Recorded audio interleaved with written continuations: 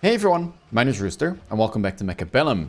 In today's video, I have two quick replays for you guys where I'll be utilizing the grenade launcher tech on FANGS myself. My last video did showcase it as my opponent was using it, but I've now had some time to try it out myself, and I have to say, I think it's really good, especially in lower range scenarios.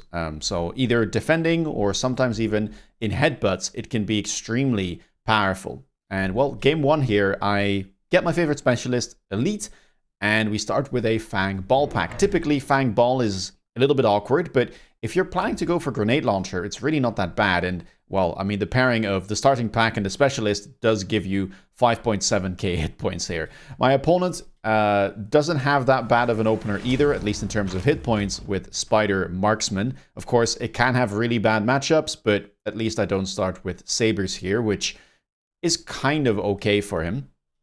And yeah, what I like to do when I'm defending with this Fang strat is just putting the Fangs behind the towers, and then we're going to try and aim for Grenade Launcher on round 2. If you're Elite, it is important here that you do start selling your buildings immediately, because you're going to need a little bit more money since all of your units are more expensive, and so it can be more difficult to get that immediate tech on round 2. But you'll be happy to have the money available, so just don't be too afraid here of selling the buildings and kind of stabilizing your economy early on. Double crawler. The reason that I go for this is because my Fangs are not going to be the main chaff. They're going to be my main chaff clear. So I want to make sure that, you know, they actually have some stuff in front of them to protect them. Because if they're also the main distraction, then, you know, they're going to die quicker. And if they die quicker, I lose my chaff clear ability. Round 1 here, I'm not really expecting to win since my Fangs don't have the tech yet. And, well, my opponent has a pretty solid opener against that. So it will be a significant amount of damage taken, but we can afford to take it here since, well, I have a ton of hit points anyway. Fangs on the left, sadly going to get caught in that magnetic barricade, so we do have to wait for everything to walk over. My anti-armor cannon sadly won't be able to do much, even though it does chip away at some of the hit points from that tarantula. Towers now fall, and that should be the end of round 1. And this is where we actually start getting to fight back on round number 2, as we will have the money to get that tech. Round 2, we also do get some unit reinforcements here. I decided to go for the Stormcaller, as it should be pretty good into those spiders, so I am going to line it up with both of the spiders for my opponent. If he doesn't add any chaff in front, I might even get insta-locks and be able to take those down pretty quickly.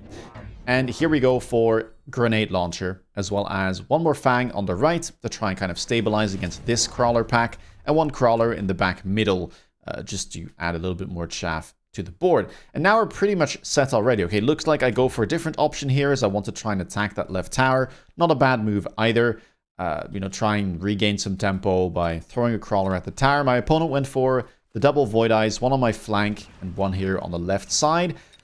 I wonder if I win this. I mean, Crawler v Crawler, I should win, but maybe the Void Eyes can do enough. Not exactly sure, we'll have to see. Either way, on the right side, it looks like my Stormcallers did manage to lock onto those spiders, so they are actually going to go down pretty quickly. Looks like my Crawlers do end up winning with, you know, about half of them still alive. So we get a debuff. I don't think we needed it here. We would have won regardless, but you can start to see the power of this tech already. You gain 15 bonus range, which is a massive increase from what the tech originally gave, which was only 5, and you feel it. It also has incredible chaff clear speed. It's really quite something how quickly it manages to clear, especially things like enemy crawlers. If you compare it to something like an Arclight, which frankly will struggle a lot, especially into these type of aggro boards. If they start spamming, you know, 5 or even 7 crawlers early on, Arclights can struggle, but this Fang tech just doesn't seem to care. Round number 3 here, nothing too special, but there is a photon coating or deployment module available. Could be worth just grabbing the photon coating since I did get a steel ball level, and honestly, the tankiness is really nice here. My opponent doesn't have a ton of DPS, so they should struggle to take this down. It looks like both of us do go for that photon coating. And now, I mean, the only thing I'm really somewhat worried about is anti-air, I guess. So grabbing something like a marksman could be nice to at least have something. Looks like I'm just okay here with Not going for that though. Sabertooth, very good too. So I'm taking a bit of a risk here as I don't have any anti-air. The Fangs do lose their ability to shoot up. So you have to, well, if your opponent buys something like Wasp or, you know, an air unit, you have to make sure that you get a different unit to deal with the air. And here I'm kind of postponing that since I didn't think my opponent would get anything. They might go for Wasp, but they already have Marksman. Phoenix is somewhat unlikely. It looks like we will at least get the benefit of that risk in this case, as the Fangs do just fine. The Steel Ball with the level up and the Photon Coating is enough to be able to punch through the right side. On the left, we do have a Tarantula there with the range enhancement, taking down my crawlers and almost leveling up. In fact, I think they will level up. Not great. I might have to do something about that crawler being on the line. This is kind of the one downside of going for this type of aggressive play. Elite typically doesn't have, you know, as much deployments available to pump into Chaff because the Chaff is higher level, and if it's higher level, it gives away more experience. So really, you kind of like using mid-sized units as your tanks, things like sledgehammers, that type of thing. So one of my packs being on the line here and instantly dying, resulting in an immediate level up of a spider, is not great for me. Round number 4, again, not the most amazing cards showing up, just kind of normal. Shield airdrop is nice though, I will take that. And just use it on the right side, but nothing like super impactful. Crawler on the flank, so this is just not going to do too much, I think. That is a mistake from my opponent, in my opinion, because you will see that this Fang pack clears it extremely fast.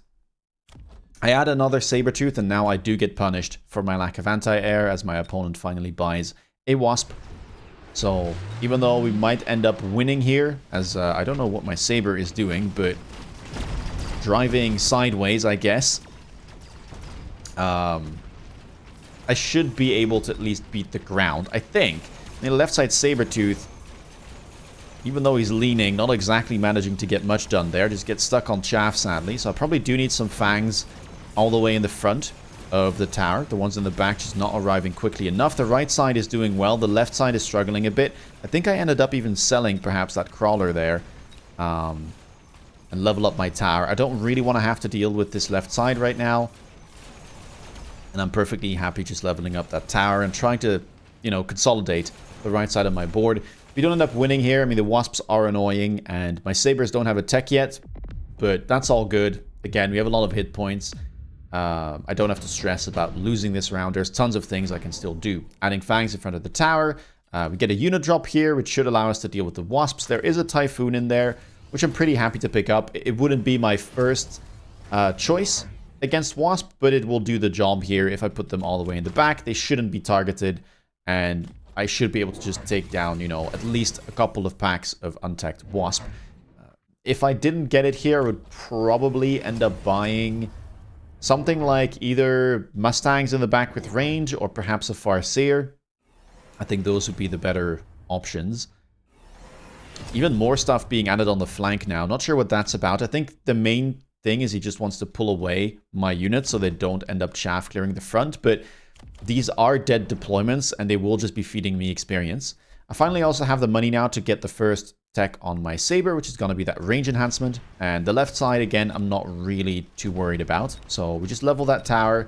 Opponent is going for temp speed, so he's moving in a bit quicker now, but I think that this left side should be able to hold on for long enough, especially since on the right side, we almost immediately start the engagement. And you can see that the fight is basically over by the time my opponent even gets to attack my tower. Saber range doing great. I don't know why this guy is still sideways, but it kind of looks cool, I guess. And this time around, he's able to do quite a bit. Range on the Saber is doing fantastic. This right one didn't get to do too much, in fact, but the left one certainly did well enough. And we managed to immediately strike back on round 5 with a sizable amount of damage.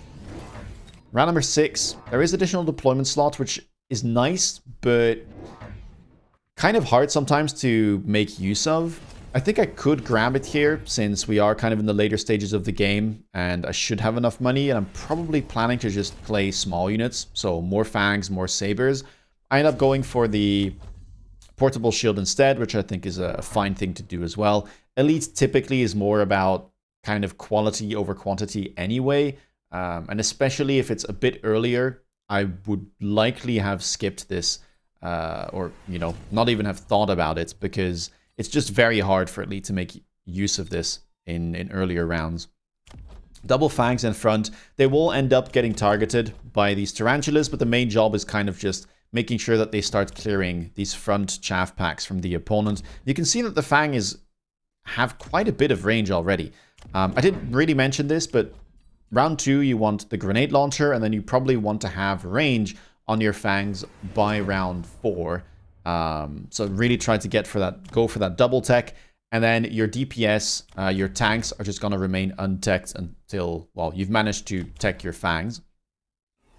Here I'm just buying another Typhoon, a Saber as well, pushing into that left side of the board, trying to punish this spider. I also go for a Fang on the flank. It won't do too much right now as it's still spawning in, but next round it should be able to easily beat those crawlers. And, well, pulling away the crawlers does allow me to instantly lock onto that spider and take it down. Right side still looking good. And now we can start thinking about things like entrenchment or double shot. If I was only defending, I would probably click entrenchment as my second tech on the sabers, but because I'm also pushing in on the left and I want my saber to be able to move, I would likely go for double shot in this case. And you can just see that all of a sudden, right, we have no chaff clear problems at all. The fangs also just double down as chaff themselves after my, you know, crawlers and sabers have died. And it's just a really, really resilient defense in almost all cases. It pairs nicely as well with a ton of giants like Fortress or even Titans like Mountain. Just very, very flexible setup, and honestly might be one of the best chaff clear options available. I think it's definitely better than Arclight currently, and yeah, it just provides more board resilience as well, in my opinion. Now, here I decided to go for Replicate on my crawlers. It's not a tech that I click very often, but I do have it on the bar for these type of scenarios where we managed to get an underground threat, so I can try and cheese this tower here. And my opponent is just very heavily invested on the flank with a ton of small units. They went for Subterranean Blitz, but that doesn't really help them in the crawler mirror. And, well, me being elite means that I should just be able to win it thanks to those levels. And, well, I don't mind getting a bunch of free extra chaff here from the flank. And so that's why we go for that. My shield drop is back off cooldown. I'm going to use that on the left side here. I did go for double shot on the sabers. And now we're loaning temp range, temp speed, because the last 2 rounds we did a ton of damage to my opponents. I feel like I should be able to perhaps even close this out. Opponent now goes for hackers. Not a bad move. Definitely quite good into these sabers. And I don't have a ton of chaff in front of them right now. They were kind of both my DPS and my tanks, since my opponent didn't really have, you know, a ton of DPS, so they were struggling a lot taking down the saber. The hacker's doing its very best. However, since nothing else is really helping the hacker, my Sabertooth manages to win out and beat the opponent unit. Doesn't get taken over. Left side, same thing. And now we just have to wait for our Typhoons to arrive. Just take down the remainder of the Wasps. And that should just be the very first game over in 7 rounds, which, I mean, for Elite is really quite good, because Elite tends to scale, you know, better in the mid to late game, but we didn't even really get to go to the late game. I will say that spiders just don't feel great right now.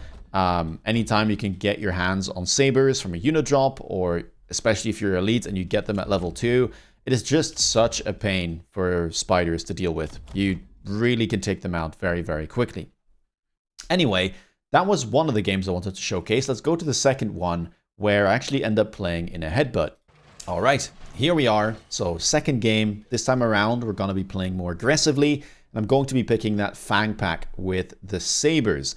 This is a very similar setup to what you saw from B-Man in my previous video when he was aggroing into me. So this is not just a defensive setup. It does quite well too on aggro, especially if you manage to open up with sabers. And so again here, what we're going to do is put the fangs kind of behind the sabers, kind of in the same spot you would perhaps put something like hounds if you were playing that as your chaff clear. And we're going to be using crawlers as our main chaff. So round 1 here, you know, there's not going to be any chaff clear because we're planning to click grenade launcher on round 2. I'm going to be setting up on the right side. Main reason for that is I just don't like pushing into the magnetic barricade that much. And honestly, a lot of people seem to feel the same way because I will often end up defending or, aggroing on the headbutt side of the field. My opponent here also setting up on that right side, and he has the alternative, right? Starts with Hound Saber with crawlers.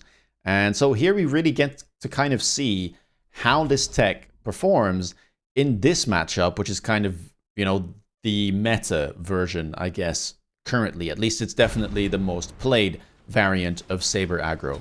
But as you can see, FANGS will do quite well into this, and they can definitely fight back. The only scary thing here is you have to be a bit careful about things like Hound armor from your opponent. That can be very annoying, and I have played Hound armor myself. Now, the interesting bit is that you can play Hacker in that case, as the Fang player, if you run multiple control. I don't run it, but it might be worth experimenting, putting it on the bar if you like to play this, because if your opponent just spams Hounds, multiple control is actually very, very good. It's the one scenario where the attack does extremely well. Round number 2, grenade launcher needs to be clicked, so we are going to go for that. And I'm going to pick up that shield airdrop on round 2. Now, again, the one downside to doing this is I have no longer got any anti-air. I wasn't necessarily expecting Wraith immediately, although I was expecting it perhaps in the long run, because I wouldn't be too surprised if my opponent goes armor enhancement. If he does that, then the other techs are less usable. And also, my opponent wasn't running things like Mech Rage. So, yeah, I was kind of expecting them to go for kind of tank Hounds with Wraith. The marksman here was more so because I was expecting a Phoenix, not necessarily because I was expecting a Wraith, but hey, it'll work well all the same. There's a Hound flank in the bottom right. The left side, I have decided to level up the tower, and that is going to be all that I do. I think I did pick up one more crawler as well. And as you can see, we're already doing quite well immediately after having clicked Grenade Launcher. The bonus range, the 7 meters of splash, just making a massive difference, and making sure that we do buy anti-air units here immediately on round 2 means that we will get to win without the Wraith beating the rest of our board. I would like to deal with this flank if possible. Best way is probably to just put a steel ball just in front. Should be able to break it quite easily. Round number 3. I was tempted by the Mustang. In this case, I don't feel like I need anything else. I could go for the Phoenix too, perhaps with an aggressive play on the left. But as you can see, my opponent's already setting up over there. And I currently don't have a way of dealing with Wasp, which typically will come out if your opponent decides to play Wraith as their main source of chaff clear. So yeah, Mustang just, preempts that. And at level 2, it honestly fights back quite well in the early game. I think I also briefly thought about stuff like Void Eye, because it doesn't do too bad at tanking the Hounds and killing the Hounds. But I think in the end I will just go for Mustang, so I don't have to worry about the whole Wasp situation. Left side attack from my opponent, grabs the Mustang with a steel ball in front and a crawler, so lots and lots of deployments over there. A missile as well. I don't think I'm going to do too much about that. I might end up putting like a Fang or something over here, just to kind of stall in case my opponent does something aggressive, but I wasn't necessarily expecting this, and honestly, I'm fine like countering this next turn if it actually shows up. I don't feel like countering preemptively there is worth it, because I would like to just, win this right side even more convincingly.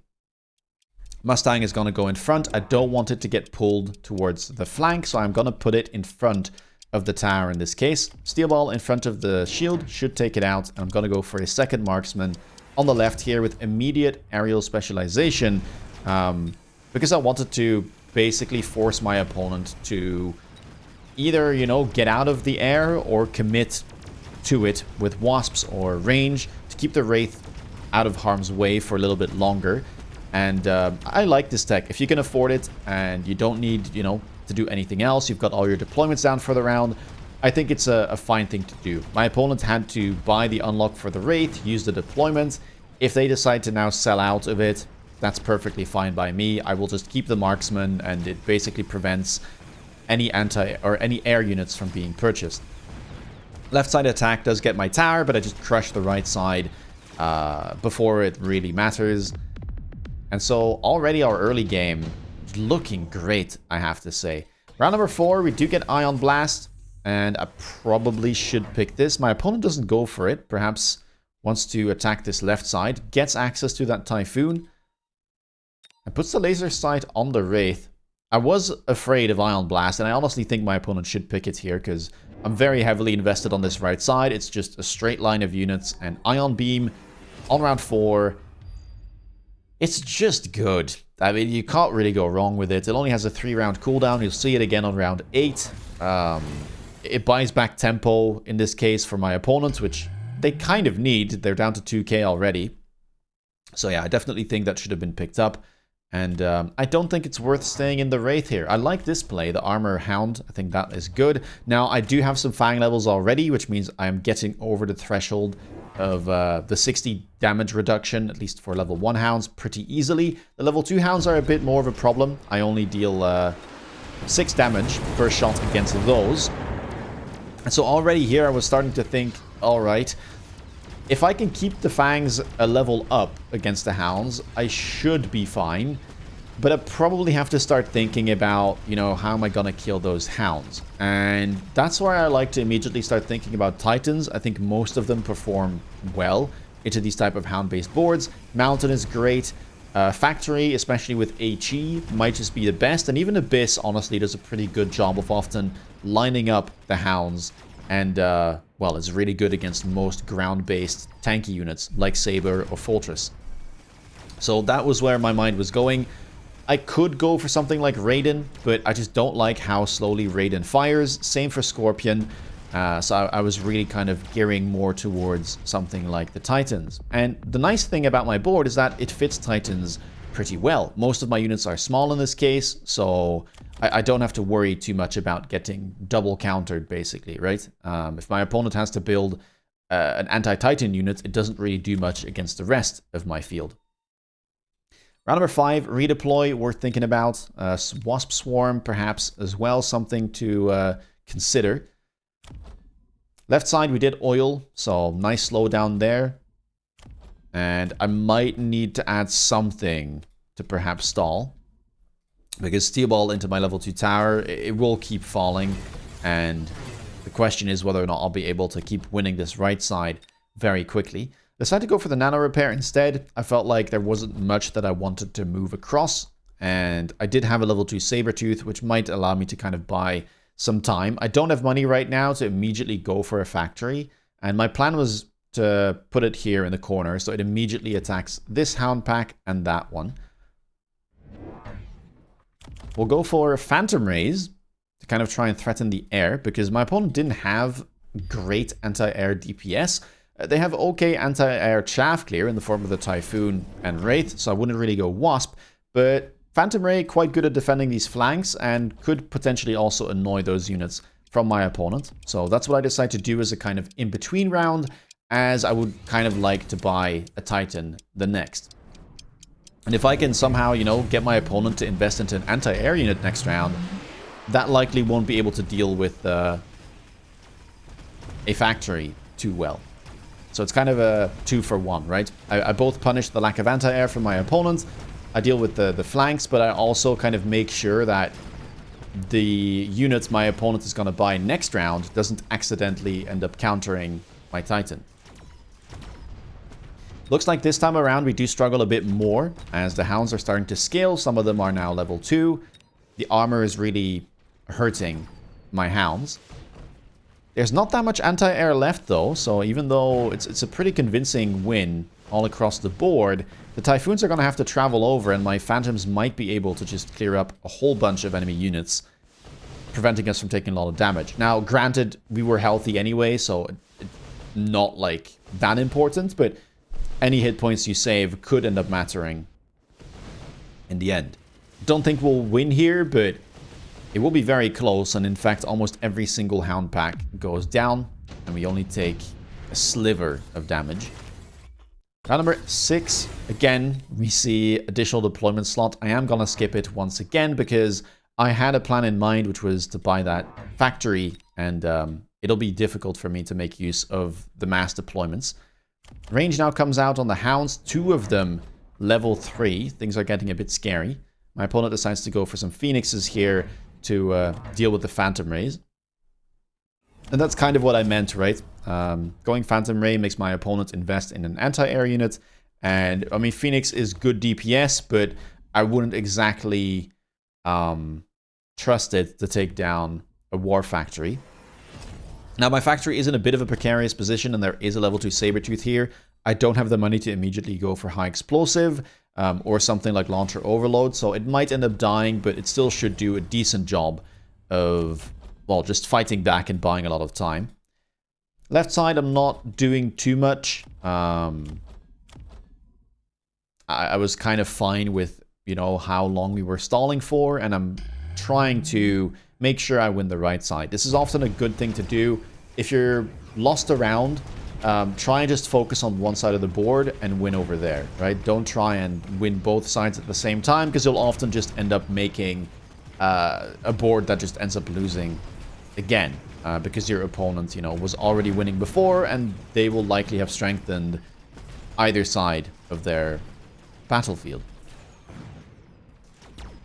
Right side doing well. My factory did end up going down. I was a little bit surprised about the damage from the hounds here, but I think overall we're kind of fine with this. I would have liked to win, obviously, because the cat's out of the bag now, but there's a lot of scaling options for me to go for, and the painful bit is, you know, getting the deployment out, you know, buying the unlock and buying the first factory. After that, things get a bit more easy, because now I have money to go for things like high explosive ammo.